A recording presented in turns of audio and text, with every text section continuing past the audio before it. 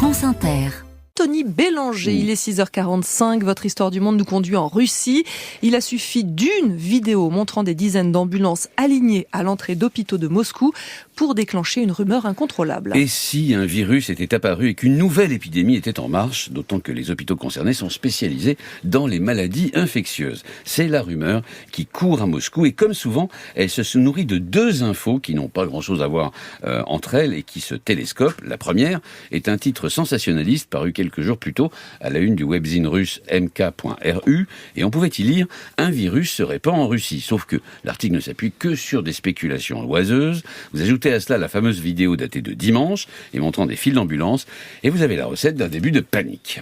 Et comment ont réagi les autorités russes ? Alors, elles ont évidemment tenté de calmer l'incendie en publiant un communiqué. D'abord, explique le ministère de la Santé que des dizaines d'ambulances attendent devant deux hôpitaux de la capitale n'a rien d'inusuel. On est en hiver. Ensuite, précise le ministère, ces malades plutôt âgés et venant de toute la région de Moscou sont tout bêtement atteints de pneumonie. En clair, rien à signaler. Oui, mais peut-on croire le ministère russe de la Santé ? C'est tout le problème. Les autorités russes ont beaucoup menti, notamment sur l'épidémie de Covid.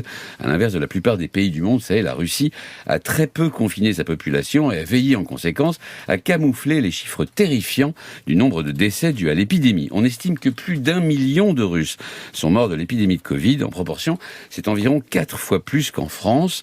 Or, la population russe a été traumatisée parce qu'elle a perçu comme une lourde négligence du pouvoir. Par ailleurs, une partie de cette rumeur folle repose comme toujours sur une réalité. Il y a quelques semaines, l'OMS a noté une flambée de maladies respiratoires aiguës dans le nord de la Chine et a demandé à Pékin des précisions. Le problème, c'est que les Russes, eux, ont fait le lien entre ces infections respiratoires signalées à l'OMS et l'omniprésence de la Chine et donc des Chinois sur le territoire russe depuis le départ des entreprises occidentales du pays. Mais alors, qui et que croire ?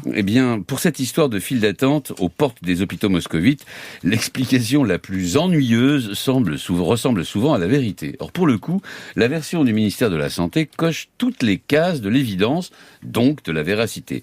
Reste que cette histoire de fake news, à partir de quelques images vidéo prises à la sauvette, démontre par l'absurde combien les Russes se méfient de leurs médias nationaux, inféodés au pouvoir et coutumiers des infos tronquées ou mensongères. L'histoire du monde, signée Tony Bélanger.